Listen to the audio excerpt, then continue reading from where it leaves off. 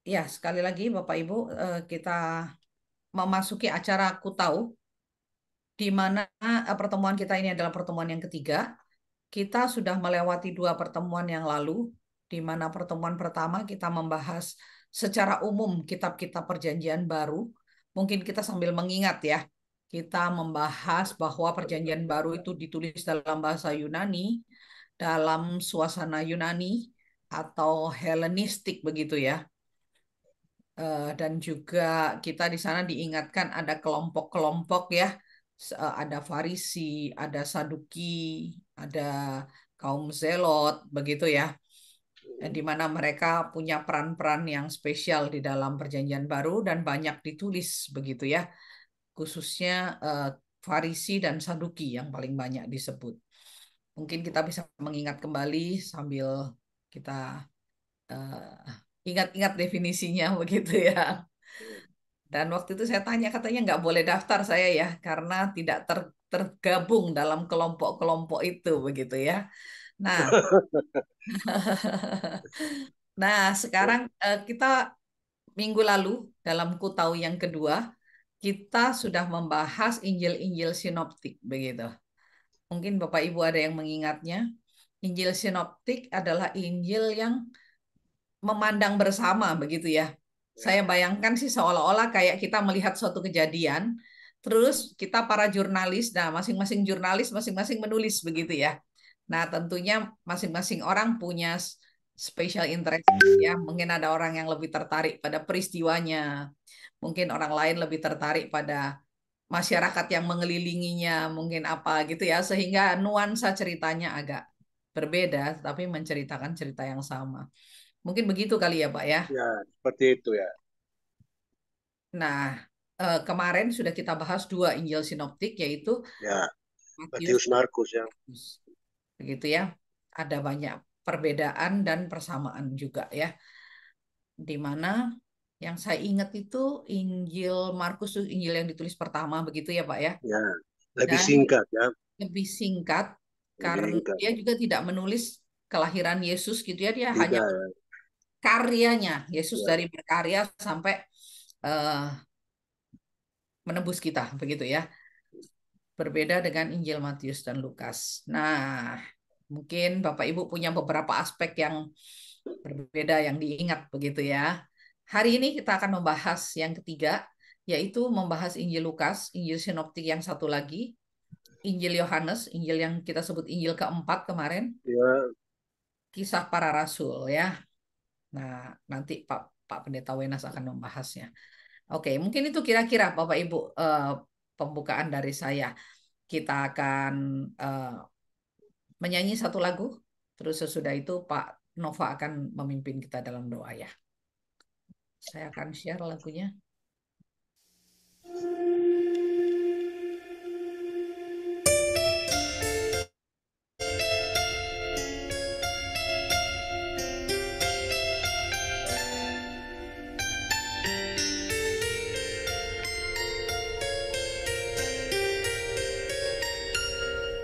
firman-Mu ku pegang selalu saat duka, saat senang. Jalan hidup yang akan datang, tangan Tuhan yang memegang.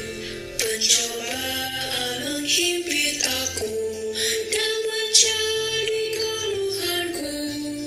Firman-Mu ku pegang selalu, sayangku tempat berteduh.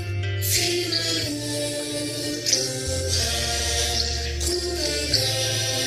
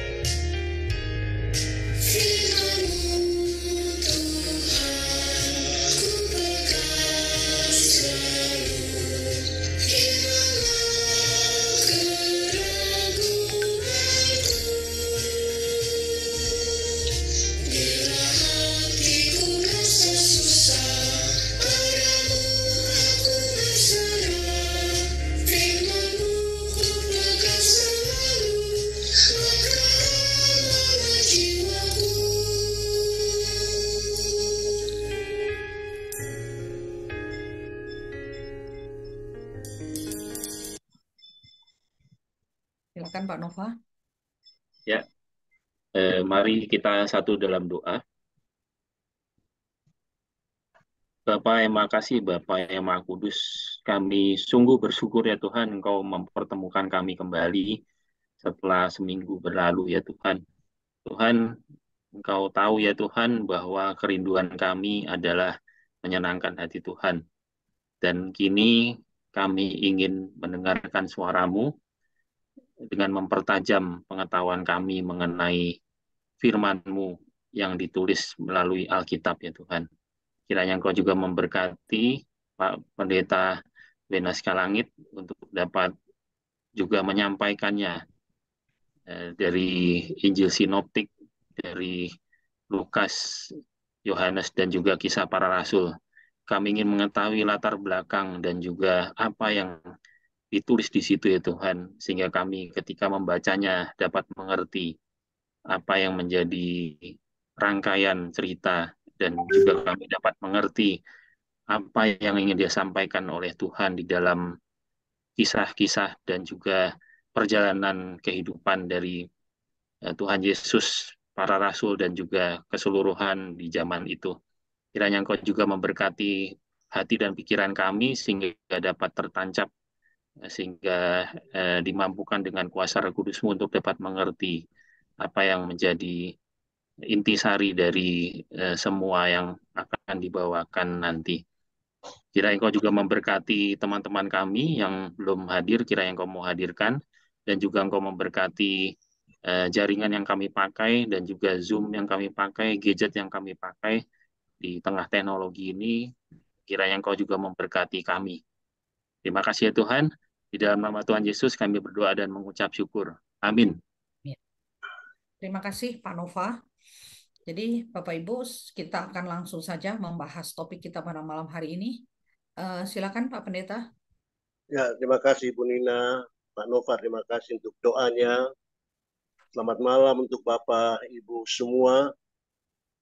Saya percaya kita semua punya kesehatan yang cukup untuk bertemu secara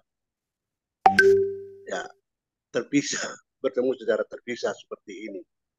Tadi Ibu Nina sudah mengungkapkan beberapa hal penting terkait apa yang sudah dibicarakan dalam 2 pertemuan sebelumnya. Malam ini kita akan bicara satu kitab Injil Sinoptik tersisa, karena kita tidak sempat membicarakannya waktu lalu, waktu kita sangat terbatas. Kita gabung Injil Lukas pembicaraannya dengan Injil Yohanes dan kitab Kisah Para Rasul. Semoga minggu depan jadwal kita untuk surat-surat Paulus, dan surat Paulus itu ada 13 jumlahnya, bisa kita selesaikan. Bagaimana memadatkannya itu. Mungkin ada satu istilah dulu Bu Nina yang perlu kita garis bawahi lagi. Kalau 3 Injil pertama itu biasanya kita sebutkan dengan sebutan Injil Sinoptik ya. Kita sudah pahami apa maksud kata sinoptik. Lalu kitab Injil keempat ini, empat kitab Injil itu, Matius, Markus, Lukas, Yohanes, secara bersama-sama juga kita bisa sebutkan sebagai Injil kanonik. Ini untuk membedakannya dengan ada pertebaran kitab-kitab Injil lainnya, tapi tidak ada dalam kanon Perjanjian Baru kita, yang kita biasa sebut dengan Injil-Injil apokrif, antara lain di Injil Thomas yang sempat kita sebut secara singkat minggu lalu ya. Nah sekarang kita mulai dengan membicarakan Injil Lukas. Dia adalah Injil Sinoptik, salah satu Injil Sinoptik, dan juga termasuk dalam kategori Injil kanonik. Nah, orang menempatkan waktu penulisannya sekitar dalam tahun 80. Memang ini juga selalu debatable. Tapi perkiraan penempatan tahun 40 itu karena asumsi sebagaimana sudah kita juga bicarakan dulu, bahwa dia menggunakan Markus. Jadi pastilah pada waktu ini Lukas ini ditulis, dia sudah pegang Injil Markus. Jadi tidak mungkin lebih awal dari penulisan Injil Markus. Nah, siapa yang menulis?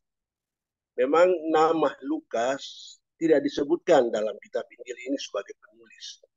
kitab-kitab Injil umumnya tidak menyebutkan nama siapa penulisnya, berbeda dengan surat-surat Paulus ya.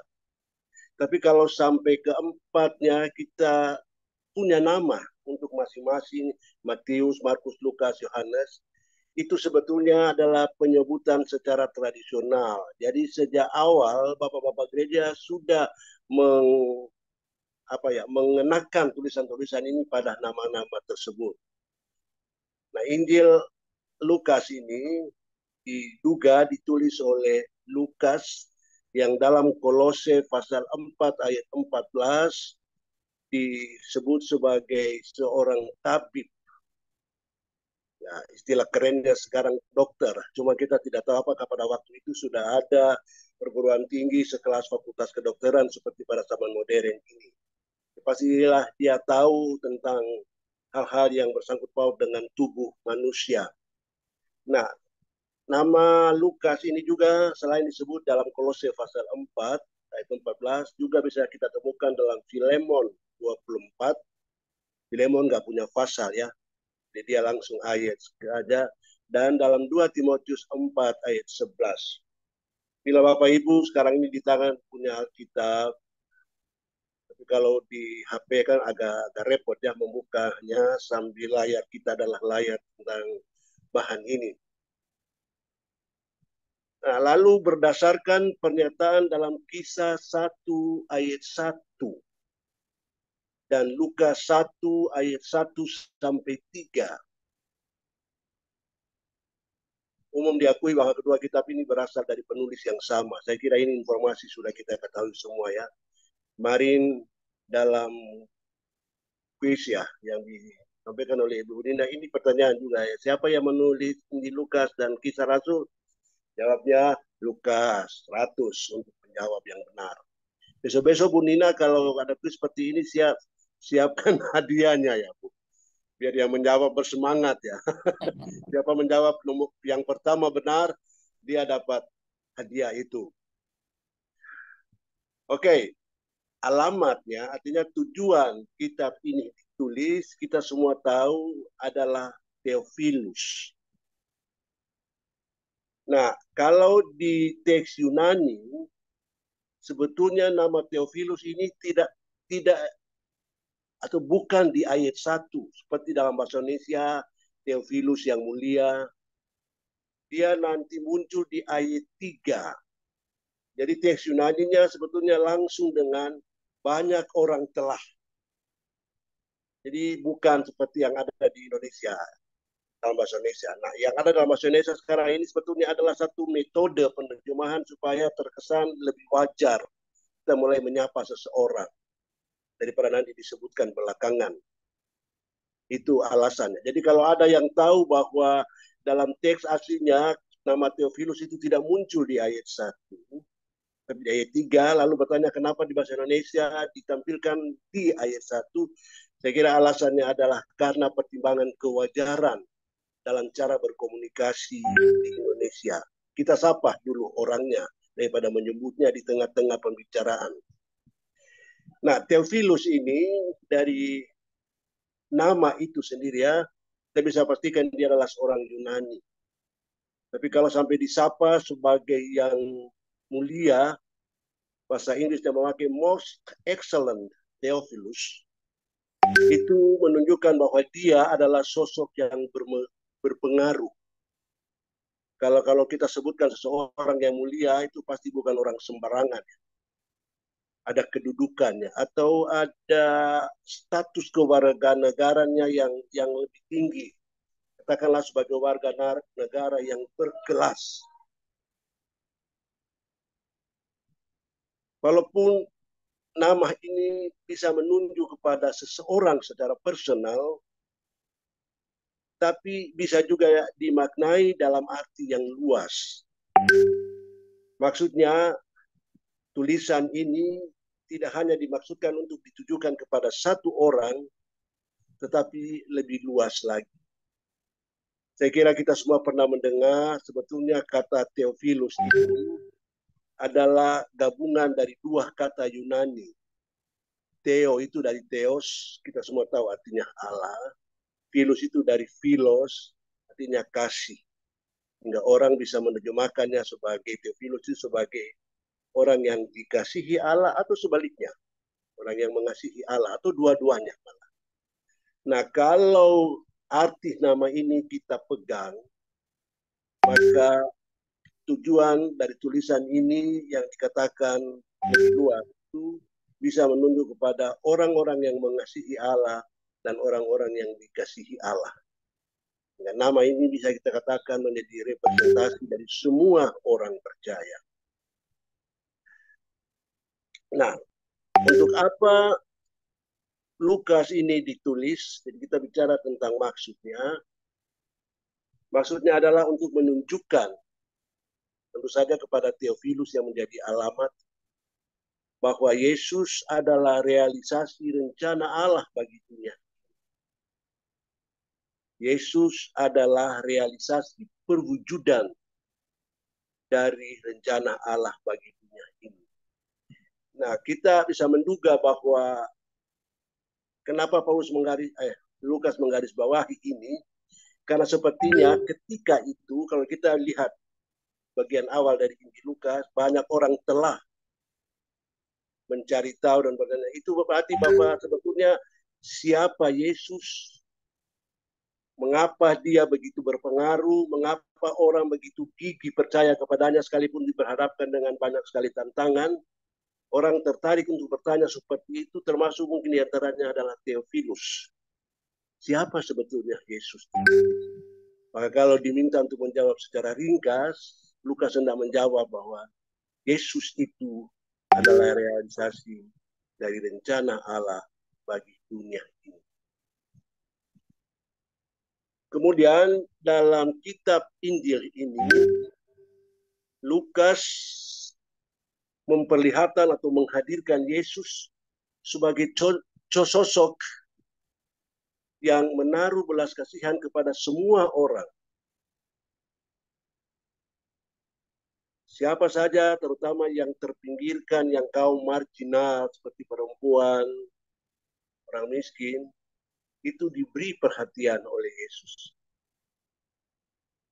Nah, kalau kita tadi sudah sebutkan bahwa Lukas dan kisah itu merupakan tulisan berjilid dua, maka kita katakan bahwa jilid pertama adalah cerita tentang Yesus, kisah para rasul adalah cerita tentang awal gereja Kristen perdana. Bapak Ibu, kalau kita perhatikan, kita sudah sempat bicara tentang apa dulu ya, sinoptik itu, bagaimana ada begitu banyak bahan yang sama dalam ketiga kitab Injil itu. Nah, kalau kita memperhatikan di dalam Injil Lukas, tidak kita temukan bahan atau cerita yang ada di dalam Injil Markus pasal 45, pasal 6 ayat 45, mohon maaf, sampai pasal 8 ayat 26. Sekali lagi pasal 6 ayat 45 sampai pasal 8 ayat 26. Sebetulnya caranya mudah bagi kita kalau kita punya teks Alkitab tercetak ya. Itu kan ada perikop paralel di bawah judul perikop itu. Nah, perikop paralel itu mencantumkan, misalnya kalau dalam Injil Markus, di situ dicantumkan perikop paralelnya Matius berapa, Lukas berapa.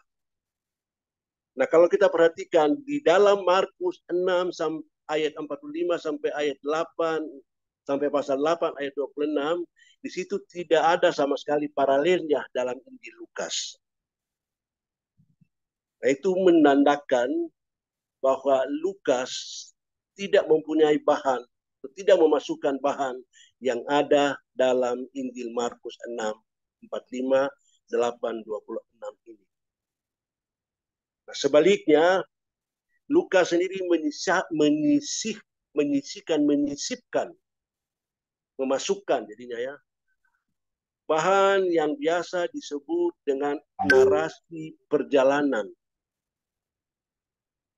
Nah, dalam narasi perjalanan itu, Lukas menjelaskan tentang rangkaian perjalanan Yesus yang dimulai dari Galilea menuju ke Yerusalem. Dan itu lumayan panjang cerita perjalanan itu. Cerita perjalanan itu ditemukan dalam Lukas pasal 9 ayat 51 sampai pasal 18 ayat 14. Sekitar 9 pasal disisipkan atau dimasukkan oleh Lukas dalam rangkaian narasinya. Nah, apa yang disebut sebagai narasi perjalanan ini akan kita bahas dalam topik berikut yang khas dalam Injil Lukas ini. Oke, inilah yang khas dalam Injil Lukas. Pertama, Injil Lukas dimulai dan berakhir di Yerusalem. Kita ingat Injil Lukas dimulai dengan pemberitahuan tentang kelahiran Yohanes Pembaptis. Dan peristiwa itu terjadi ketika Zakaria sedang bertugas di Bait Allah. Dan saya kira kita tahu bahwa Bait Allah itu terletak di Yerusalem. Itu bisa kita lihat.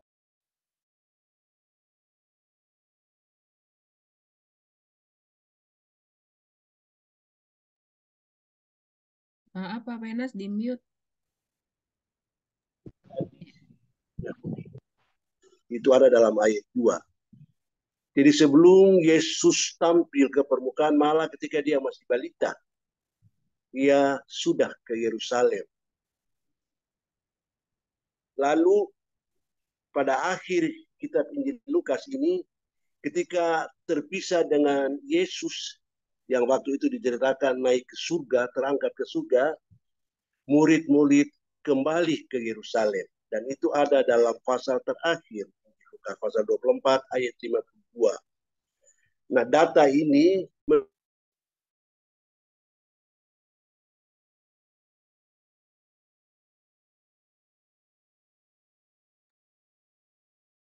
Maaf Pak, ke mute lagi Pak.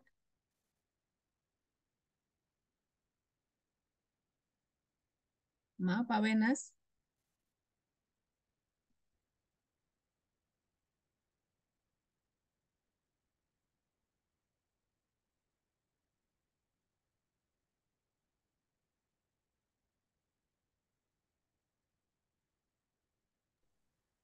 Pak Wenas, maaf, masih ter-unmute, Pak. Termute, Pak. Suaranya belum keluar, Pak Wenas. dengan menambahkan atau menarik Yesus ke belakang sampai ke Adam, sebetulnya hendak dihadirkan bahwa Yesus itu bukan hanya untuk satu bangsa, tapi untuk semua bangsa. Sebab Adam itu universal. Yang ketiga, khas yang ketiga ya. Dalam kitab Injil ini ada penekanan khusus pada peran Roh Kudus di dalam pelayanan Yesus. Misalnya dalam 1 ayat 15, ayat 41, ayat 67, katakan bahwa Yohanes Pembaptis dan orang tuanya penuh dengan Roh Kudus. Kata penuh dengan Roh Kudus itu perlu kita garis bawahi. Begitu juga halnya dengan Simeon. Pada waktu dia menerima Yesus di dalam bait, waktu Yesus dibawa masuk ke dalamnya, dia juga dikatakan penuh dengan Roh. Ketika Yesus memulai pelayanannya, bagaimana kita bisa baca dalam Lukas 4 ayat 14, dikatakan di sana bahwa Yesus penuh dengan Roh. Dan dalam 12 ayat 12 diceritakan bahwa Yesus memberitahukan kepada murid-muridnya bahwa Roh Kudus itu akan turun ke atas mereka. Data ini cukup bagi kita untuk menunjukkan bahwa Roh Kudus berperan penting dalam narasi yang disampaikan di dalam kitab Injil Lukas. Yang khas ketiga adalah bahwa Yesus itu dihadirkan sebagai sosok yang sangat peduli, sangat concern dengan isu-isu kemanusiaan. Ini bisa kita lihat misalnya dalam perumpamaan tentang Lazarus yang miskin dan orang kaya dalam pasal 16 ayat 19 dan seterusnya. Kita ingat cerita perumpamaan tentang Lazarus ini. Orang-orang yang terpinggirkan, khususnya kaum perempuan, anak-anak yang cacat, istilah modern sekarang ini, juga mendapat perhatian dalam kitab ini. Misalnya kita boleh bandingkan Injil Lukas 4 ayat 16 dan seterusnya, dan coba kita bandingkan itu dengan paralel sinoptiknya yang ada dalam Matius 13 ayat 53 ayat 28 dan Markus 6 ayat 1 sampai 6. Akan terlihat di sana bagaimana Lukas lebih menekankan aspek-aspek kepedulian ini.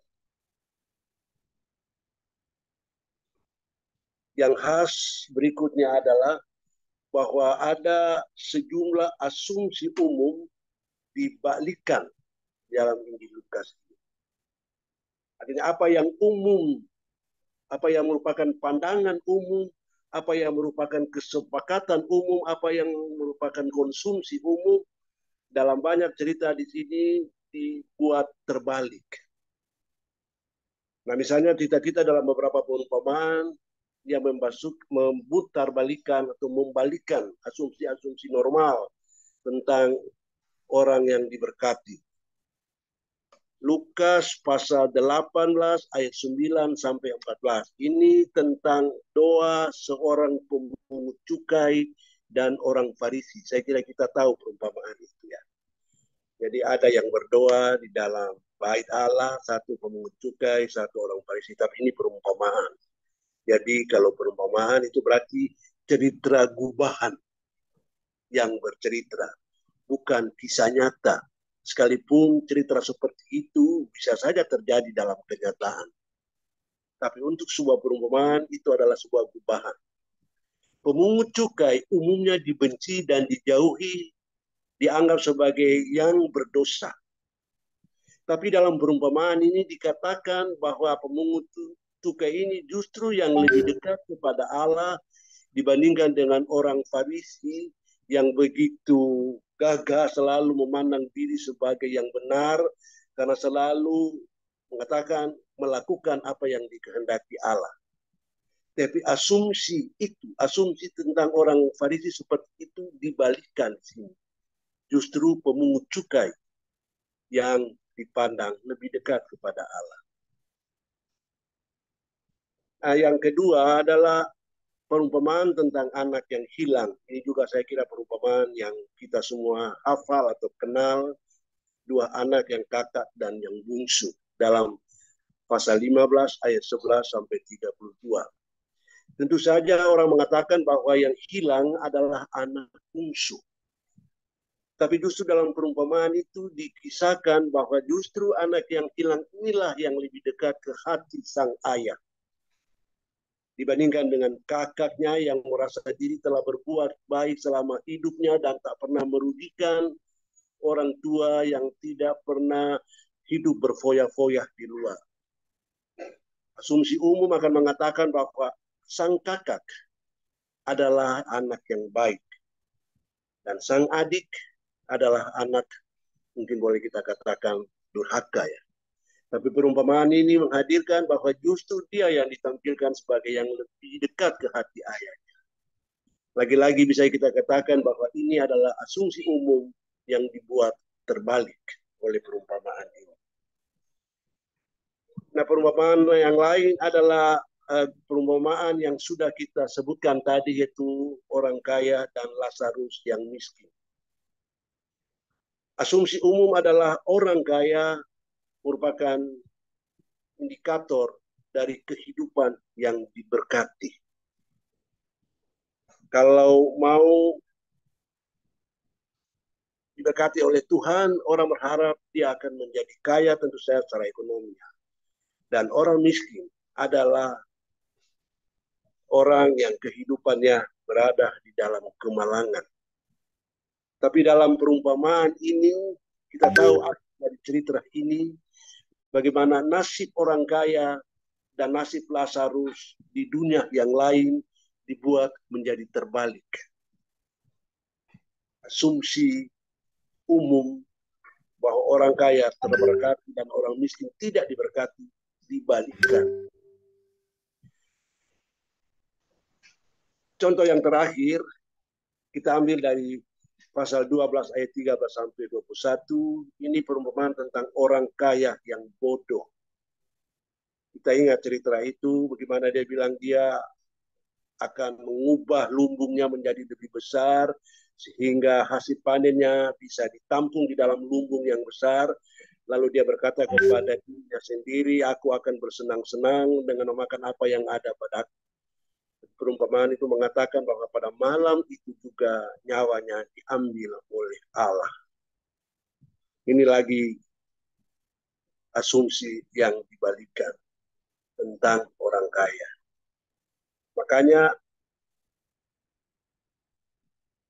orang atau kehidupan dalam kekayaan itu menjadi tanda awas dalam ini Lukas. Bukan orang kaya itu dibenci, tapi ada aspek-aspek tertentu dari orang yang memiliki banyak kekayaan itu seperti lupa daratan. Oke, ini yang khas berikutnya ya. Lukas memulai aktivitas dengan doa. Ini sama seperti sebelumnya dengan kisah para rasul. Bandingkan Lukas 1 ayat 10 dengan kisah 1 ayat 14. Dan Lukas juga menghadirkan bahwa Yesus itu berdoa di momen-momen yang sangat kritis. Misalnya ketika di Taman Getsemani diperhadapkan dengan waktu yang semakin sempit baginya untuk mengakhiri hidupnya, ia berdoa di sana. Berdoa adalah aktivitas awal dari setiap aktivitas Yesus. Nah, ini lagi yang khas satu ya. Kita ingat tentang doa di Getsemani. Kalau kita bandingkan dengan kitab-kitab sinoptik yang lain, hanya Lukas yang memakai kata Yunani agonia, takut. Yesus ketakutan waktu di Taman Getsemani. Ia sangat ketakutan dan makin bersungguh-sungguh berdoa. Kata takut ini, agonia ini tidak kita temukan dalam sinoptik. Ini menunjukkan bahwa peristiwa Getsemani itu adalah peristiwa yang benar-benar kritis. Bahkan oleh Yesus sendiri. Bukan sebuah peristiwa biasa. Di sana atau dalam momen itu kemanusiaan Yesus begitu ditampilkan. Ketakutan. Ini sebetulnya bahasa yang biasa kita pakai atau istilah yang biasa kita pakai hanya untuk manusia. Itu dipakai oleh Lukas untuk Yesus ketika berada di Taman Getsemani. Sementara itu, dalam Injil Lukas, doa juga bisa berisikan ucapan syukur dan pujian. Jadi bukan hanya sekedar permohonan. Ini mengajarkan bagi kita kalau dalam berdoa apa-apa saja aspek apa-apa saja yang perlu kita masukkan. Misalnya ada doa Zakaria, ada doa Maria, ada doa Simeon yang semuanya dicantumkan dalam bagian awal kitab ini. Doa-doa syukur dan pujian menyambut awal dari rangkaian peristiwa yang merupakan perwujudan dari rencana Allah bagi dunia ini. Nah, ini yang kita katakan tadi. Perjalanan Yesus menuju ke Yerusalem diceritakan secara lebih rinci, bahkan memerlukan 9 pasal. Nah, perjalanan itu sendiri sebetulnya menggaungkan apa yang pernah terjadi dulu ketika Musa dan umat Israel mengadakan perjalanan di padang gurun selama puluhan tahun. Tapi di dalam Injil Lukas ini sebelum Yesus memulai perjalanannya, di sana ditampilkan sosok Musa dan Elia dalam peristiwa yang biasa kita sebutkan dengan nama transfigurasi Yesus. dalam Lukas pasal 9 ayat 28 sampai 36. Elia dan Musa ketika itu berbicara tentang tujuan kepergian Yesus yang akan digenapinya di Yerusalem. Pasal 9 ayat 31. Saya tertarik untuk melihat kata pergi yang dalam bahasa Yunani poreuestai itu dalam narasi perjalanan ini disebutkan sebanyak 22 kali. Kata pergi ini menggarisbawahi rentetan atau rangkaian perjalanan yang ditempuh oleh Yesus sekali lagi dari Galilea menuju ke Yerusalem. Nah, Lukas memperluas tema tentang perjalanan ini sampai 9 pasal ya, dengan maksud untuk membuat mata orang-orang Kristen berpaling dari pengharapan akan kedatangan Kristus kembali, supaya tidak sepenuhnya terpusat hanya pada kedatangan kembali Kristus itu, tapi berpaling kepada tugas hari-hari pada masa sekarang, yaitu mereka sebagai murid dan saksi. Karena dalam rangkaian perjalanan itu ada banyak sekali liku-likunya. Dan di sana diajarkan bahwa orang-orang Kristen harus memikul salibnya setiap hari dan meminta makanan secukupnya setiap hari, sebagaimana dikatakan Yesus dalam pengajarannya di Nazaret. Pada hari ini, genaplah nas ini sewaktu kamu mendengarnya. Demikian dalam pasal 4 ayat 21. Nah, catatan akhir saya tentang Injil Lukas ini adalah bahwa Yesus adalah sosok dengan kepedulian yang kuat terhadap semua orang. Bapak Ibu, saudara-saudara sekalian, demikian secara sekilas tentang Injil Lukas. Unita, kita langsung dengan Injil Yohanes atau langsung aja ya? Halo? Langsung aja Pak, nggak Ya Pak, apa-apa. langsung aja Ya. Pak. Oke. Injil Yohanes. Ini Injil keempat ya, Bu. Ibu Nita tadi sudah mengingatkan kita. Nah, Injil ini dipercaya sebagai Injil termuda atau kitab Injil termuda dari 4 Injil kanonik. Diperkirakan ditulis pada akhir abad pertama Masehi. Kalau kita baca pasal 9 ayat 22, 9 ayat 22 dan 16 ayat 2, di situ disebut tentang kata dikucilkan. Nah, kalau isu tentang pengucilan ini bisa menunjuk kepada peristiwa-peristiwa pengucilan orang-orang percaya dari kegiatan ibadah di dalam sinagog, maka peristiwa pengucilan itu terjadi pada kisaran tahun 85-90 Masehi, dan waktu itulah kira-kira kitab Injil ini ditulis. Siapa penulisnya? Nah, lagi-lagi ini menurut tradisi ya, dari awal kita sudah mengenal kitab Injil keempat ini dengan nama Injil menurut Yohanes. Tapi siapa Yohanes itu? Sebab ada begitu banyak nama Yohanes di dalam kitab-kitab Injil. Tapi ayat pasal 21, ayat 7 dan ayat 20 menyebutkan tentang murid yang dikasihi. Jadi dia tidak secara terus terang mengatakan siapa namanya.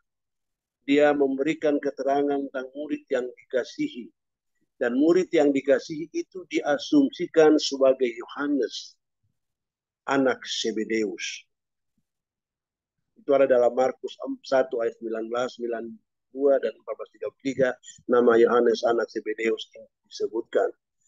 Diasumsikan dialah yang menulis, atau Yohanes inilah yang menulis kitab Injil ini. Oke, Yohanes atau Injil Yohanes, Injil keempat ini dimulai dengan pernyataan pada mulanya. Kita ingat ya Yohanes 1 ayat 1, pada mulanya ada firman. Kalau saya pakai TB 2 ya, pada mulanya ada firman.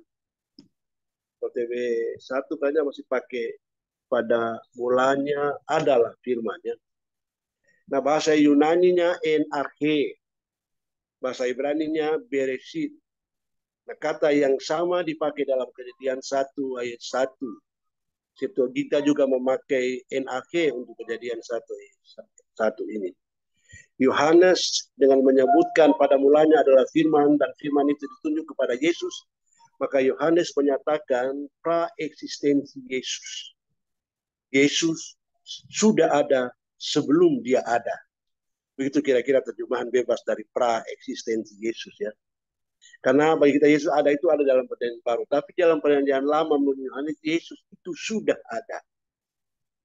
Selain itu, dalam Injil Yohanes juga digambarkan bahwa Yesus itu adalah mediator, pengantara antara langit dan surga, antara Uranus dan kosmos, antara langit dan bumi maksud saya, antara Uranus dan kosmos.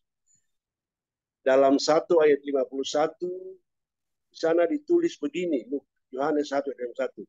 Langit terbuka dan malaikat-malaikat Allah naik turun pada anak manusia. Naik turun pada anak manusia. Ini ungkapan yang saya kira perlu mendapat perhatian khusus ya. Dan ini diucapkan oleh Yesus menanggapi pengakuan Natanael. Natanael bilang begini dalam 1 ayat 49. Rabi, engkau anak Allah, engkau raja orang Israel. Dan respons Yesus adalah seperti itu. Engkau akan melihat, Natanael akan melihat langit terbuka dan malaikat-malaikat Allah turun naik pada anak manusia, sehingga anak manusia itu digambarkan di sini laksana tangga, di mana malaikat-malaikat Allah naik turun padanya, sehingga peran sebagai tangga itu bisa digambarkan sebagai perantara antara surga atau langit dan bumi. Lalu yang menarik lagi dalam Injil Yohanes ini adalah bahwa uraiannya, diskursusnya panjang-panjang. Dan ada banyak cerita yang bisa disampaikan di sana. Dialog itu cukup panjang antara dua pihak. Diceritakan percakapan yang lumayan panjang. Dan hal seperti itu banyak kita temukan dalam kitab Injil ini. Selain itu yang perlu kita ingat adalah bahwa tidak ditemukan bahan perumpamaan seperti yang ada dalam kitab Sinoptik, dan juga dalam kitab Injil ini tidak ada doa Bapa kami. Oke, sekarang tentang tema-tema penting dalam kitab ini. Yang pertama adalah logos. Ini kata Yunani yang biasa diterjemahkan dengan firman atau perkataan ya. Dalam bagian prolog Injil Yohanes pasal 1 sampai 15, Yesus diidentifikasi sebagai logos. Itu firman yang ada bersama Allah dan datang ke dunia dengan cara yang unik di dalam Kristus. Nah, dalam pasal 1 ini, Yesus juga diidentifikasi sebagai anak, sebagai Kristus, sebagai anak Allah, dan sebagai anak manusia. Ini gelar-gelar atau sebutan-sebutan yang umum dipakai untuk Yesus. Anak Allah yang ada dalam pasal 1 ayat 49 bisa menunjuk kepada Israel, yang dalam Hosea 11 ayat 1 disebut sebagai anakku. Ini kan juga dengan Mazmur 2 ayat 7 dan 2 Samuel 7 ayat 14. Dalam Yohanes ini, sebutan anak Allah untuk Yesus dimaksudkan untuk menghubungkan Yesus dengan Allah dengan cara yang unik. Tidak seperti cara menghubungkan Israel sebagai anak Allah dengan Allah itu sendiri. Tema penting berikutnya adalah tanda-tanda atau mukjizat-mukjizat. Ini mengisi pasal 2 sampai 12. 10 ayat, 10 pasal jadinya. Nah, ada 7 mujizat Yesus yang diceritakan dalam pasal-pasal ini. Yang pertama, air menjadi anggur. Kira kita tahu cerita ini tentang perjamuan di Kana ya. Yang kedua, tentang penyembuhan anak pegawai istana. Yang berikutnya tentang penyembuhan yang terjadi di kolam Bethesda. Yang berikutnya pemberian makan kepada, ini ada salah ketik, mohon maaf ya, bukan 500 orang ya, tapi 5.000 orang. Lalu ada Yesus berjalan di atas air. Lalu ada penyembuhan orang yang buta sejak lahir. Dan Lazarus yang dihidupkan kembali. 7 perumpamaan dalam 10 pasal ini. Nah, jumlah 7 ini dikaitkan orang sebagai penggaungan terhadap 7 hari penciptaan, dan klimaksnya adalah pada mukjizat kematian dan pemulihan Yesus dalam pasal 12:31 dan seterusnya. Dalam pasal 20 ayat 30 sampai 31 dijelaskan tentang maksud dari tanda-tanda atau mujizat-mujizat itu. Dan maksud dari adanya tanda-tanda atau mujizat-mujizat itu adalah dalam Yohanes 20, 30, 31 ini agar orang-orang percaya bahwa Yesus adalah Mesias. Singkat maksudnya, tapi padat kontennya. Dengan bercerita tentang mujizat-mujizat ini, Yohanes hendak menggarisbawahi maksud darinya, yaitu membuat orang-orang percaya kepada Yesus. Yesus adalah anak Allah. Tema yang ketiga yang menarik untuk kita perhatikan adalah tentang frasa aku adalah atau akulah. I am dalam bahasa Inggrisnya. Ego eimi dalam bahasa Yunani-nya. Dalam Injil Yohanes terkenal dengan satu kekhasan ini, yaitu Yesus dihadirkan sering memakai ungkapan aku adalah. Nah, ada aku adalah yang memakai predikatnya, dan ada aku adalah, akulah yang tidak memakai predikat. Contoh aku adalah atau akulah yang memakai predikat adalah Yesus bilang, akulah roti kehidupan. Akulah terang dunia. Akulah pintu ke domba-domba. Akulah gembala yang baik. Akulah kebangkitan dan hidup. Akulah jalan kebenaran dan hidup. Akulah pokok anggur yang benar. Lumayan banyak ya ungkapan akulah. Nah, sebetulnya ungkapan-ungkapan ini, ungkapan-ungkapan akulah, ini adalah metafora Ibrani tradisional untuk keselamatan. Dengan mengatakan akulah, ini, artinya tersirat di dalamnya aspek keselamatan itu. Akulah terang dunia, orang selamat ketika melihat terang. Akulah roti, orang selamat ketika ada makanan. Dan seterusnya, dan seterusnya. Sementara aku adalah atau akulah tanpa predikat, contohnya adalah dalam 6 ayat 20, dikatakan aku ini. Atau dalam 9 ayat 9, akulah itu. Dan dalam 18 ayat 5, akulah dia, sebuah pengakuan. Yang khas lainnya dalam Injil Yohanes adalah sebutan Parakletos, kata Yunani-nya. Dan ini muncul dalam 14:16, 14:26, 15:26, 16:27. TB2 memakai kata penolong untuk Parakletos ini.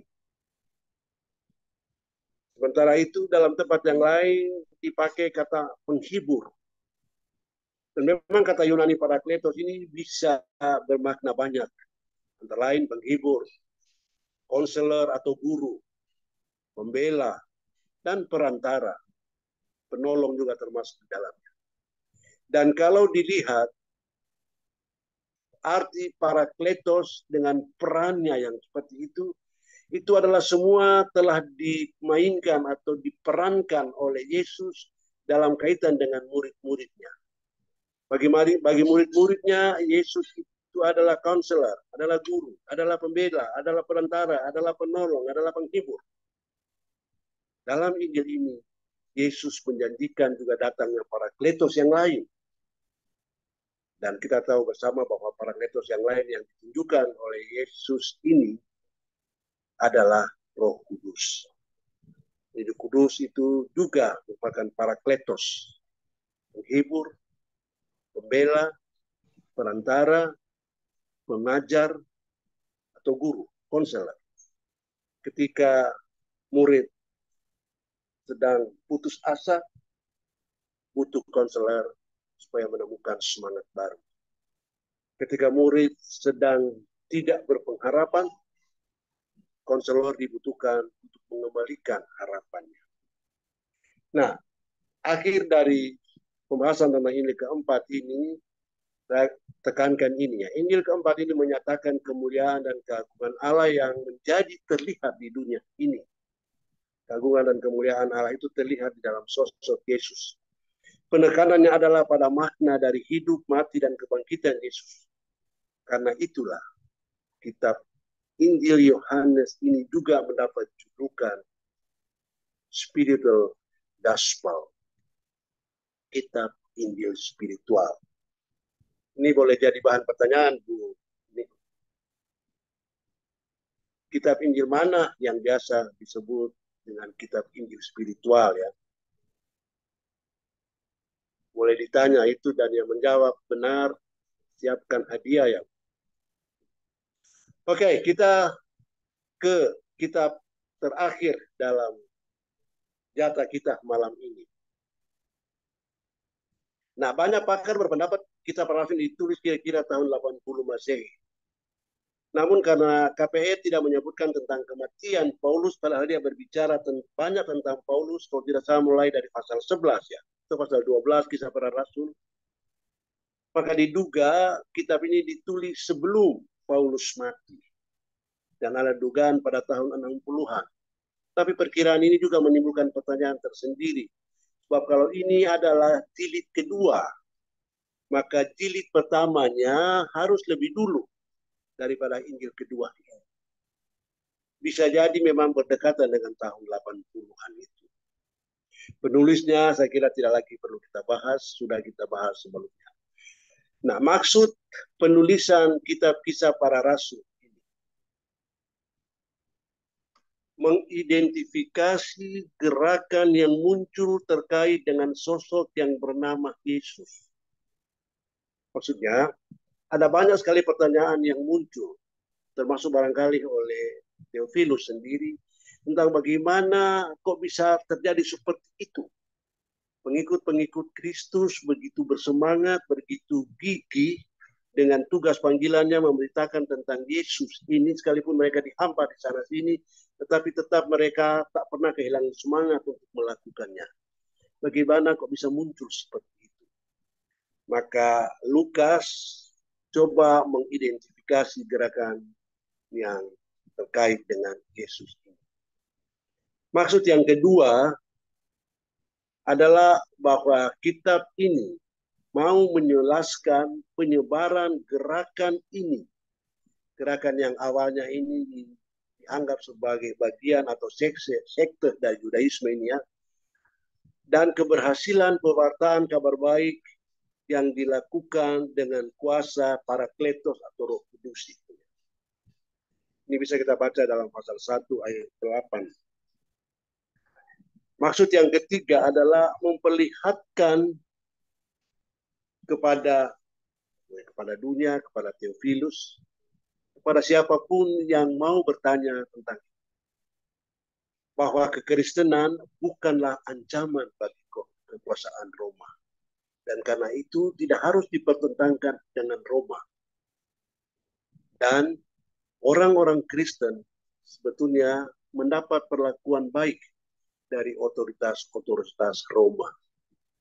Roma tidak menjadikan, sebaliknya ya, Roma tidak memusuhi orang-orang Kristen. Ini antara lain data yang bisa kita petik dari Kisah 16, 35, 39, Kisah 18 ayat 12 sampai 17. Nah, ini beberapa hal yang boleh kita katakan sebagai yang khas dalam kitab Kisah Para Rasul. Kitab ini sama dengan Lukas ditulis berdasarkan penelitian yang lumayan cermat.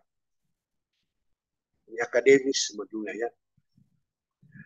Apakah ini bisa kita katakan sebagai sebuah karya sejarah? Karena dia bercerita tentang sejarah pertumbuhan atau lahirnya pertumbuhan dan perkembangan serta tantangan-tantangan yang dihadapi oleh gereja atau jemaat mula-mula.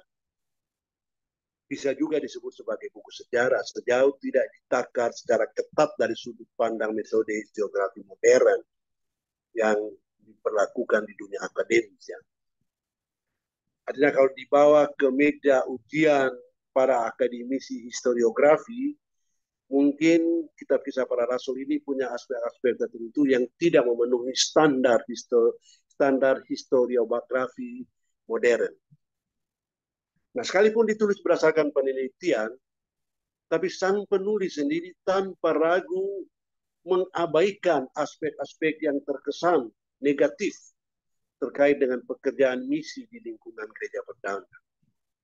Misalnya dalam Galatia 1 ayat 6, 7 dan 2 sampai 11, kita membaca adanya pernyataan keras Paulus yang bernada terjadi ketidakharmonisan atau perpecahan di dalam jemaat atau di antara para rasul.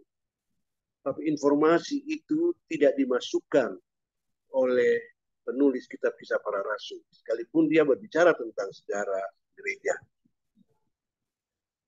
Yang kedua adalah bahwa penulis kitab Injil, kitab Kisah Para Rasul ini menggunakan kata ganti orang pertama jamak, kami, dalam narasi paruh kedua.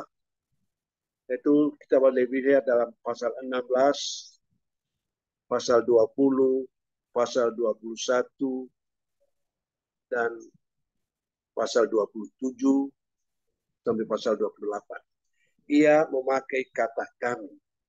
Dengan penggunaan kata ganti orang pertama jamak seperti ia menyatakan dirinya hadir di dalam peristiwa yang diceritakannya. Dia adalah saksi mata dari peristiwa itu. Dia adalah pelaku sejarah. Dia sendiri adalah pelaku sejarah. Yang khas berikutnya adalah ada beberapa pidato dalam kitab Kisah Para Rasul ini. Pidato para rasul, ada Petrus di sana ya. Dan pidato yang lumayan panjang itu sebetulnya adalah seperti pidato yang lazim pada zaman itu. Kita ingat bahwa pada masa itu ada sekolah khusus tentang bagaimana berpidato. Ada banyak orator pada waktu itu. Dan orator waktu itu mahir berretorika, berargumentasi, memberikan data-data, mencoba menarik kaitan satu dengan yang lain. Paulus sendiri adalah seorang retorik, seorang yang belajar secara khusus tentang orasi. Jadi ada banyak orang pada masa itu yang mahir berpidato karena ada sekolah khusus spesialisasi berpidato. Dalam kitab Kisah Para Rasul ini ada jejak tentang bagaimana berpidato. Di sana ada garis-garis besarnya, dan kalau kita perhatikan yang ditampilkan di sana cukup padat. Kalau kita membaca khotbah atau pidato-pidato para rasul itu mungkin paling panjang 4 menit selesai khotbah itu. Berbeda dengan sekarang ya. Kalau sekarang khotbah cuma 10 menit dianggap hemat. Kalau 15 menit pas, 30 menit kepanjangan, ya masing-masing orang punya penilaian tersendiri. Nah, sekarang tema yang mengemuka ya, dalam Kisah Para Rasul. Pertama, bagaimana kabar baik menyebar mulai dari Yerusalem sampai ke Roma. Itu yang dibahas dalam kitab Kisah Para Rasul. Mulai dari Yerusalem dan berakhir ke Roma. Nah, dua kota ini, Yerusalem dan Roma, masing-masing mempunyai makna simbolis. Yerusalem sendiri menjadi lambang bagi sejarah Israel. Dan para pembaca diingatkan dengan menyebutkan kota Yerusalem ini sebagai tempat dari mana kekristenan itu bermula. Sementara itu, kota Roma itu dipakai untuk menjadi lambang tentang luasnya dunia ini. Kalau sudah sampai di Roma, itu dalam konteks ujung. Dan ini mengingatkan pembaca tentang universalitasnya kekristenan seluas dunia ini.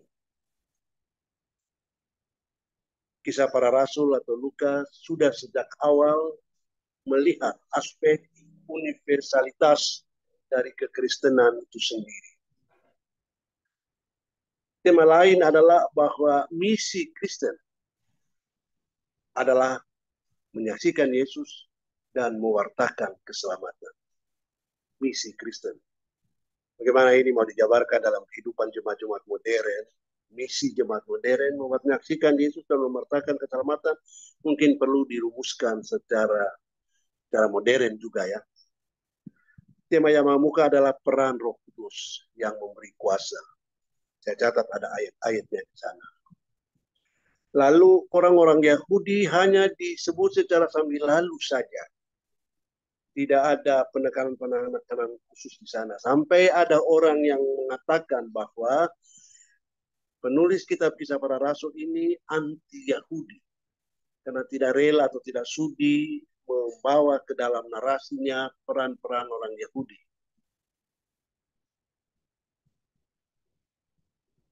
Tapi sebetulnya itu tidak dia maksudkan.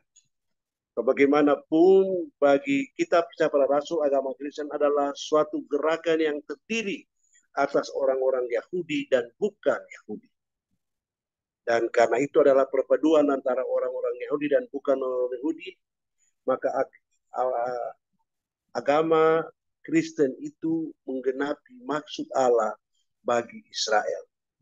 Sehingga gereja atau agama Kristen kemudian disebut sebagai Israel baru. Juga tidak benar kalau penulis kitab Kisah Para Rasul disebut sebagai anti-Yahudi.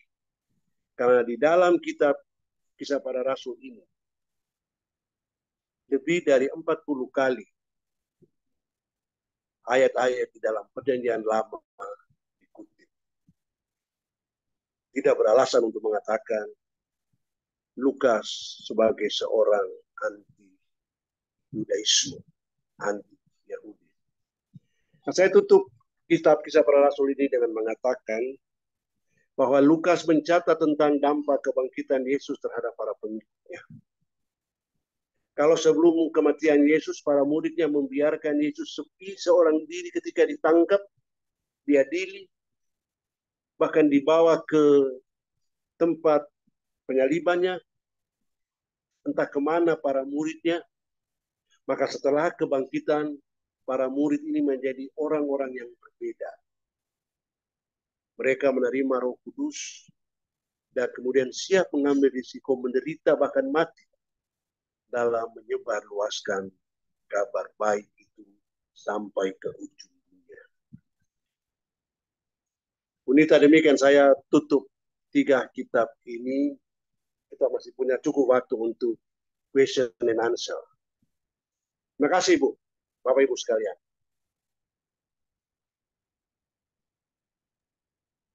Ya, terima kasih Pak Pendeta. Jadi Bapak Ibu kita berkesempatan untuk tanya jawab.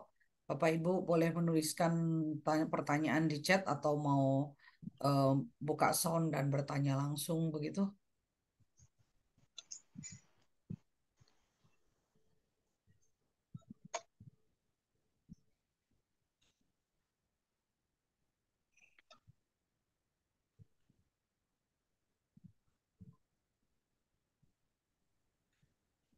Izin bertanya ya, eh Ya, Wenas, yuk. Ya, Pak, silakan. tadi di kitab Lukas, tadi kan Ya, yang salah satu yang khasnya itu disebutkan eh, ada asumsi umum yang dibalikan gitu ya Pak. ya, ya. Ya kisah eh, apa orang kaya yang itu, yang kemudian yang Lazarus gitu-gitu. Nah, kenapa ini jadi salah satu ciri khasnya dalam kitab Lukas? Apakah ini dulu ada kaitannya dengan eh, apa namanya di sana itu Pak? Ada frase seperti itu sehingga itu dimuat di dalam kitab Lukas ini Pak, menjadi salah satu yang khasnya gitu loh. Dan eh, kaitan hubungannya dengan eh, saat sekarang ini gitu loh Pak. Apa sih yang Eh, bisa kita ambil gitu Pak?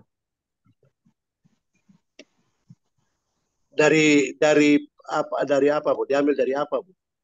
Dari beberapa contoh asumsi Eh, umum yang dibalikan tadi Pak. ya, Anak yang hilang gitu-gitu ya. Itu yang sebenarnya oh dari ada yang nggak Pak? Betul, dibalikan itu. betul Ya, Pak. ya, ya. Artinya dari yang dibalikan itu adalah asumsi-asumsi umum.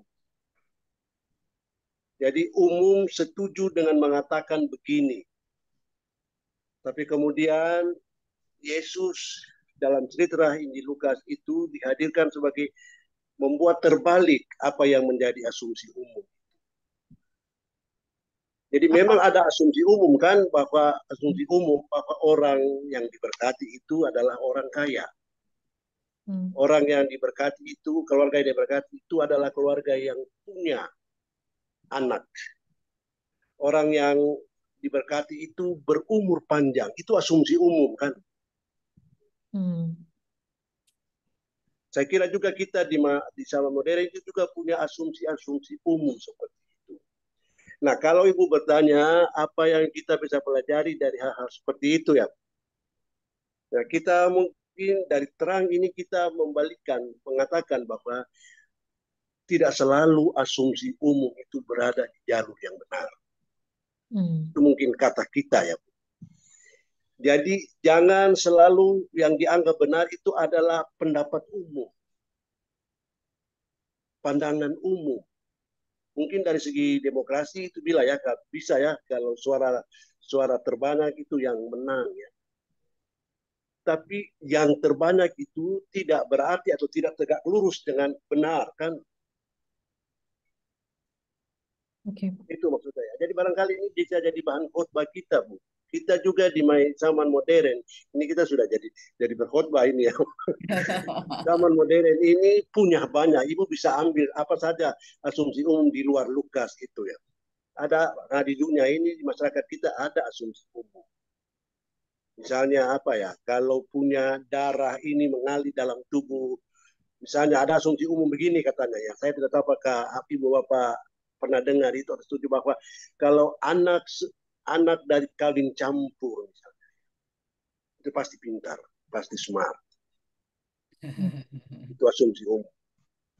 Ya saya pernah dengar. Kenapa dia pintar? Oh pantes dia apa campuran sih.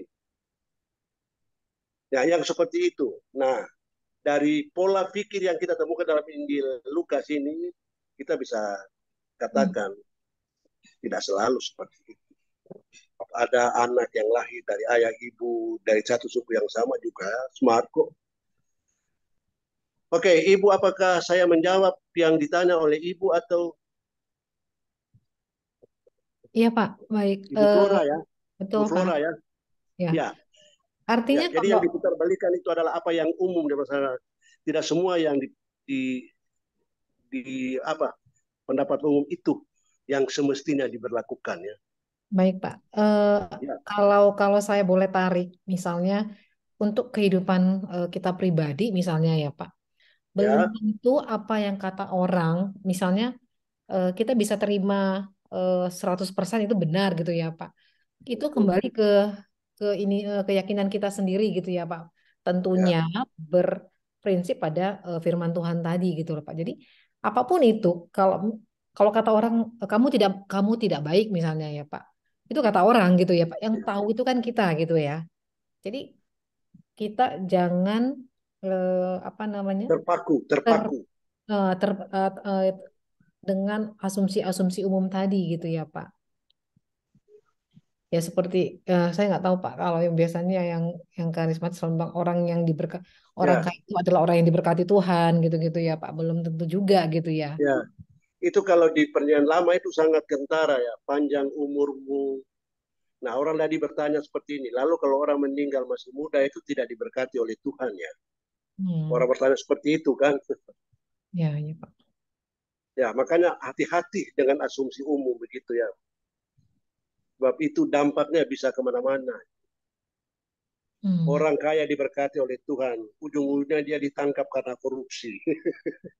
ya. Ternyata ya. Baik Pak. Oke, Ya terima terima kasih. kasih Bu untuk pertanyaannya. Si Bu Flora, apakah Bapak Ibu yang lain ada yang mau mengajukan pertanyaan? Kalau saya mau bertanya tadi itu Bapak mungkin tadi sedikit menyebut narasi perjalanan ya Pak ya untuk Injil Ya, ya, Lukas gitu ya, ya Pak ya. Mungkin Bapak bisa explain sedikit tentang narasi perjalanan gitu Pak. ya. Jadi di dalam Injil Lukas ya, atau di Yohanes itu ya, lupa. Lukas ya, Lukas kan Pak tadi ya. Benar ya. ya? Mas, Pak. Itu dikatakan di situ bahwa ada bahan dalam Injil Markus yang tidak apa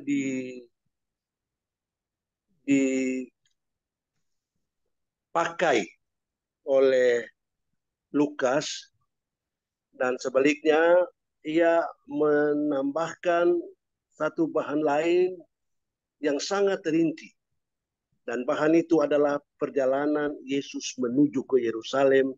Itu butuh berapa ya, dari pasal 9 sampai pasal 18 itu 9 pasal itu perjalanan Yesus menuju ke Yerusalem. Oh, Nah, di situ ada banyak sekali peristiwa yang terjadi. Itu Yesus berhadapan dengan banyak sekali tantangan dan kesulitan yang harus dihadapinya. Kalau saya simpulkan bahwa perjalanan panjang itu menggaungkan kembali perjalanan panjang dengan liku-likunya itu menggaungkan kembali pengalaman Musa dulu bersama dengan umat Israel yang mengadakan perjalanan lumayan panjang dan lumayan lama dan tantangan dan rintangan serta kesulitan tidak sedikit harus dihadapi oleh Musa dan kemudian dilanjutkan oleh Musa atau Yosua itu ya. Tapi perjalanan menuju ke Yerusalem itu pun adalah bagian hakiki dari rencana Tuhan. Sehingga itu bukanlah sesuatu yang terjadi secara kebetulan. Tapi itu ada dalam rangkaian rencana Tuhan. Artinya dalam tanda petik direstui Allah Bapa. Dan tanda restu itu dinyatakan lewat peristiwa transfigurasi itu.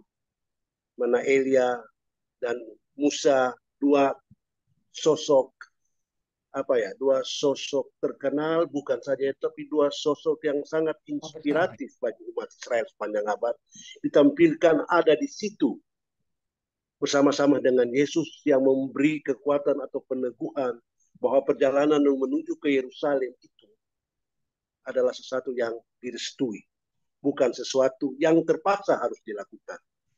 Tapi itu sudah bagian dari agenda atau rencana yang harus didapat.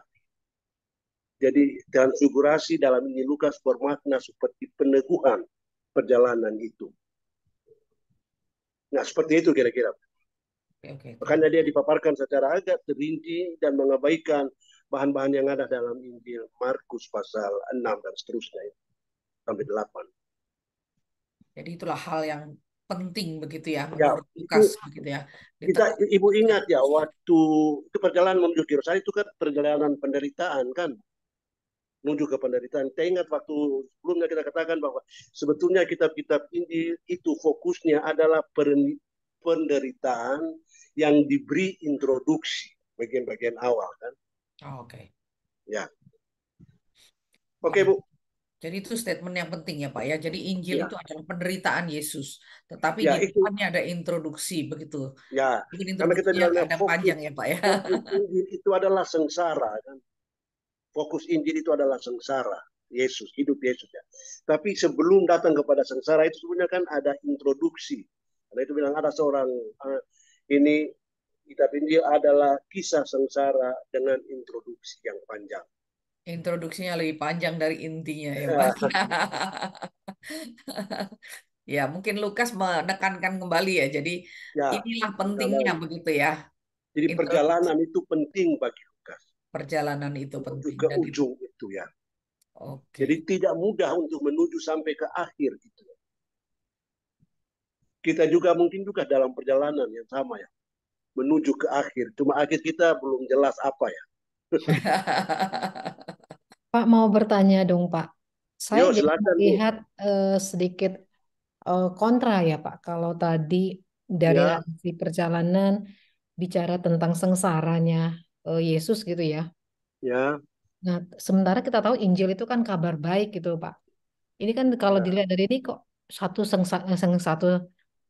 cerita tentang sengsaranya Yesus gitu ya. Tapi yang satu sisi Injil itu adalah kabar baik yang diberitakan gitu kan Pak. Nah ini Oke. coba Itu Pak. semacam pertentangan atau paradoks mestinya bagus kata yang dipakai ya. Ya, Paradoks. Ya, lebih pas ya. Nah itu saya kira pernyataan atau pertanyaan yang menarik. Ini mungkin kita balik lagi ke asumsi umum. Asumsi umum, kabar baik itu adalah kabar yang enak didengar. Kabar tentang segala sesuatu baik-baik aja. Kabar bahwa kondisinya tidak ada yang perlu dicemaskan. Kabar bahwa oke, segala sesuatu berada di dalam jalan. Nah, itu asumsi umum. Asumsi umum itu yang dibalikan. Bahwa ternyata kabar baik itu berawal dari atau berisikan atau berfokus pada derita. Kabar baik itu bukanlah ketawa-ketawa. Kabar baik itu adalah berita bahwa kita ini dibuat bebas atau merdeka karena ada orang lain yang telah berkorban untuk kita.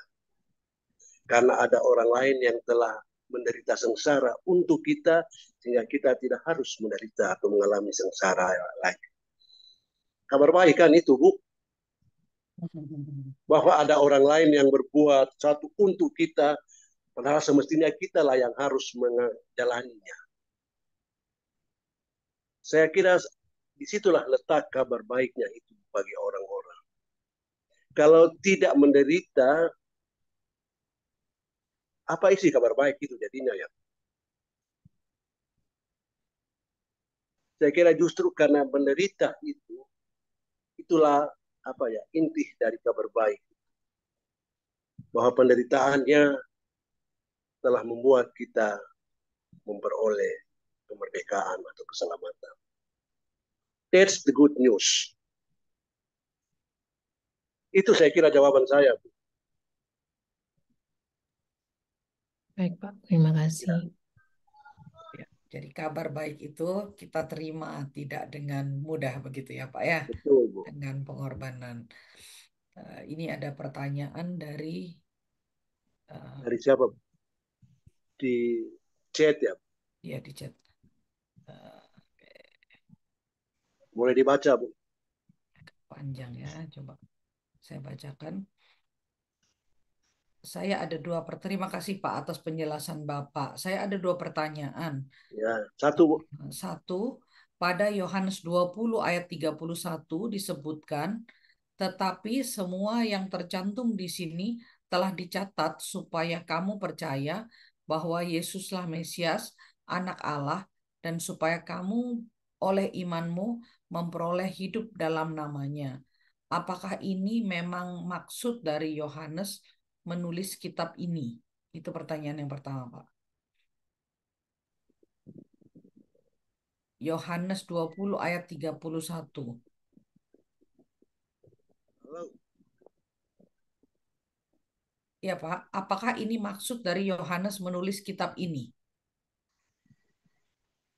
Bagaimana Bu? Sorry tadi terputus, ada gangguan tadi ya? Oh, oke. Sorry, sorry. Saya ulang ya. Jadi Ya. dalam Yohanes 20 ayat 31 disebutkan, tetapi semua yang tercantum di sini telah dicatat supaya kamu percaya bahwa Yesuslah Mesias, Anak Allah, dan supaya kamu oleh imanmu memperoleh hidup dalam namanya. Apakah ini memang maksud dari Yohanes menulis kitab ini? Itu pertanyaan yang pertama, Pak. Hmm. Pertanyaan yang kedua, pada Yohanes 17 mengenai doa Yesus untuk murid-muridnya sebelum hari-hari kematiannya. Sepertinya ini doa pribadi, tidak banyak yang bisa tahu, kecuali Yohanes anak Zebedeus yang memang mendengarnya. Apakah memang demikian? Boleh-boleh petikan yang kedua ayat berapa Bu? Yohanes 17, Pak, doa Yesus. Oh, oke, doa Yesus ya. Apa pertanyaannya Bu? Eh, Sepertinya ini doa pribadi. Jadi tidak banyak yang tahu kecuali Yohanes anak Zebedeus yang mendengarnya. Oh, Apakah memang demikian, Pak? Sehingga maksudnya dia bisa menulis begitu ya?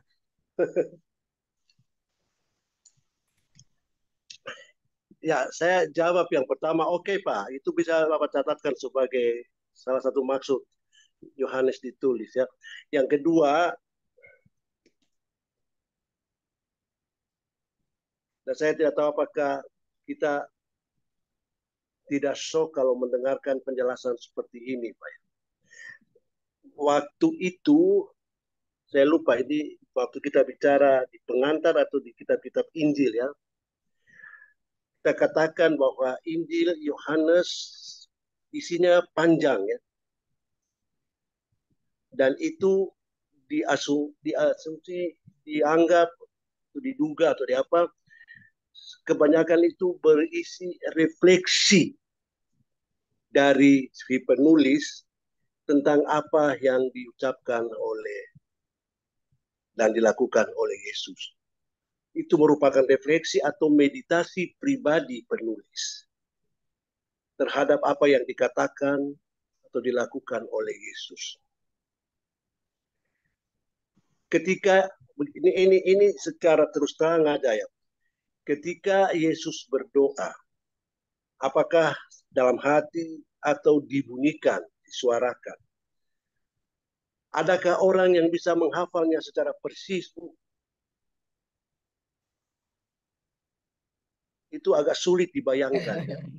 Ya, ya, ya. Apalagi waktu itu kan mereka tidak punya alat perekam. Juga tidak menulis. Dan orang kalau menulis mungkin juga tidak bisa sepenuhnya bisa mengejar apa yang diucapkan secara verbal. Kan? Jadi pertanyaan kedua ini Pak, saya ajak Bapak untuk melihat bahwa ini adalah bagian dari apa yang dikatakan bahwa Injil Yohanes itu banyak berisi meditasi atau refleksi pribadi terhadap apa yang diucapkan oleh Yesus. Dan itu sah-sah saja. Dia tidak menulis apa yang persis dikatakan oleh Yesus. Mungkin Yesus juga kan bicara itu hanya dalam hatinya, atau bagaimana Yohanes bisa mendengarnya atau bisa mengingatnya. Nah, itu pertanyaan orang-orang modern. Tapi ketika Yohanes menulis seperti ini, pertanyaan seperti itu tidak muncul karena orang percaya bahwa apa yang dikatakan oleh Yohanes itu ya itu meditasi atau refleksi.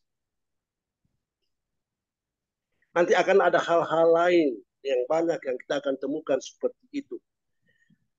Kita harus siap seperti mengancam ini ya, bahwa di dunia kuno, termasuk di abad pertama Masehi itu, yang namanya pseudoepigraf itu marak. Orang memakai nama orang lain sebagai penulis. Kalau mungkin di zaman sekarang ini itu bisa dituntut secara hukum, tapi pada waktu itu sah-sah saja. Nah, karena itu pesan saya dan ini adalah jangan menakar apa yang terjadi pada abad pertama Masehi itu dengan prinsip yang dipegang oleh kita yang hidup di zaman modern.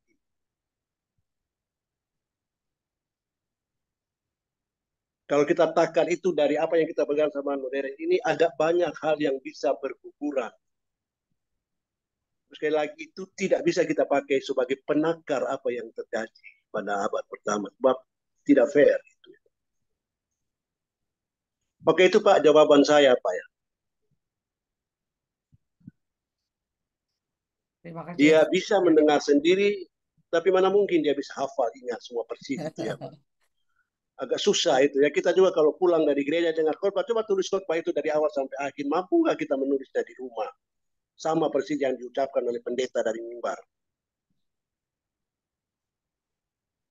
Tapi kalau kita disuruh membuat semacam apa ya, parafrase dan khotbah itu, saya kira kita bisa kan. Oke, itulah situasi kita. Saya harap Bapak bisa menangkap apa yang saya katakan ini. Terima kasih Pak, bisa Pak. Ya, terima kasih sama-sama Pak. Ya. Sekian ya. Makin lama makin malam makin seru nih ya. Oke. Ya. Ya, sayang kita berjauhan begini ya, bagus kok berhadapan ya, sebab komunikasi langsung begitu lebih oke, tapi kalau berhadapan langsung mungkin juga akan ada banyak kendala ya, dari segi waktu dan dari segi lain. Oke, masih ada lagi Bu? Kalau boleh masih bertanya, Pak.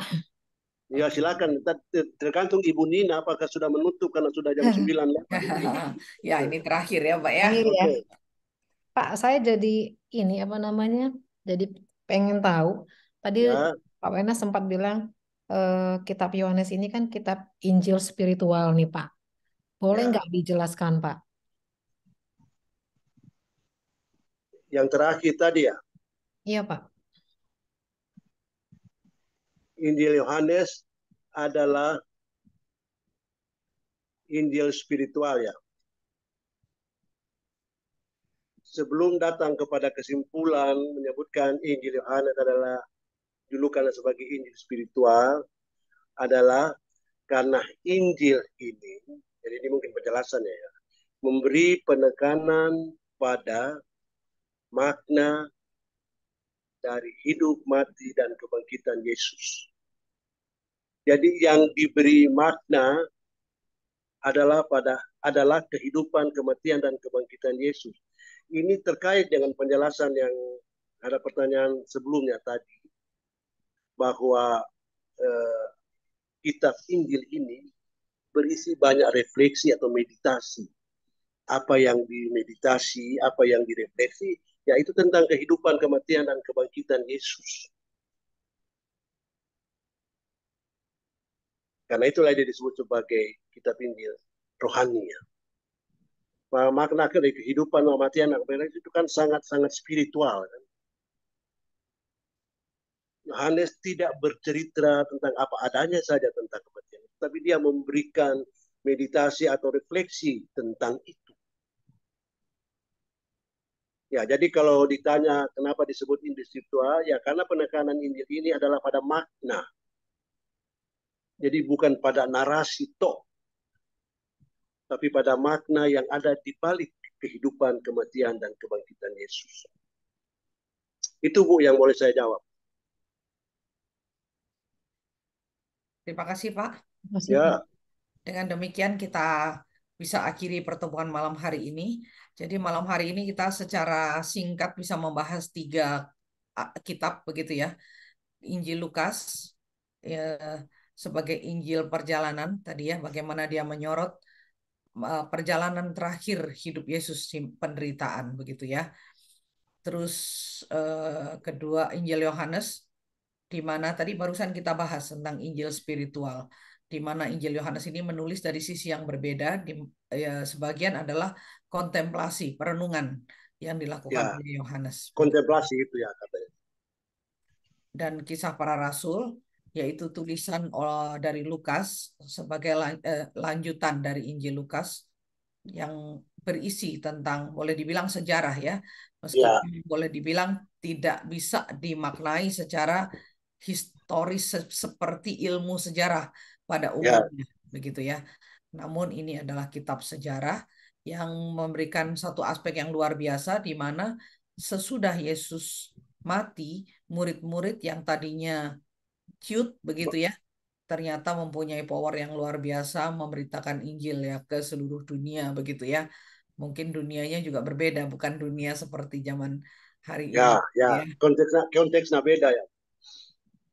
Itulah kira-kira dan ada banyak hal-hal yang menarik yang bisa kita catat dan kita pelajari malam hari ini. Kita bersyukur malam hari ini Pak Wenas boleh menemani kita dan kita akan menutup acara hari ini. Mungkin seperti yang kemarin-kemarin ya, Bapak boleh menutup dalam doa ya Pak Oke, ya.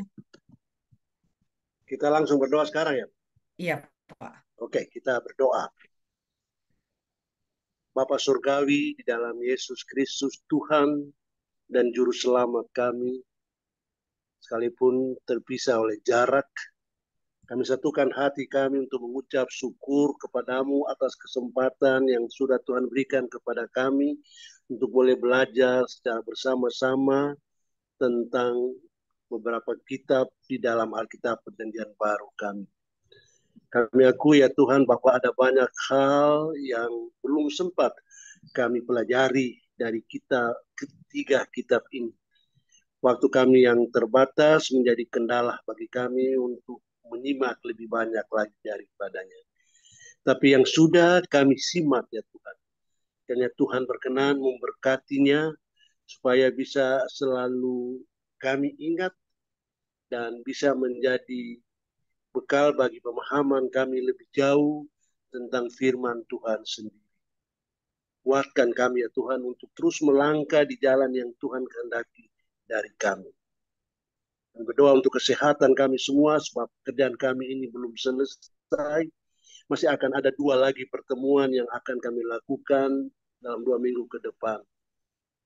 Kami doakan semua peserta berada dalam kondisi tubuh yang sehat, termasuk Ibu Nina yang beberapa hari lalu mengalami gangguan kesehatan dan kami syukuri malam ini beliau boleh berperan dalam pertemuan ini. Berkati beliau dengan keluarganya dan berkati semua peserta dengan keluarga masing-masing. Berkati semua warga jemaat GKI Kota Wisata dengan segala keberadaan mereka hari ini dan seterusnya. Kami puji namamu ya Tuhan, karena Engkaulah yang selalu menjadi kekuatan dan penghibur bagi kami semua. Amin. Amin.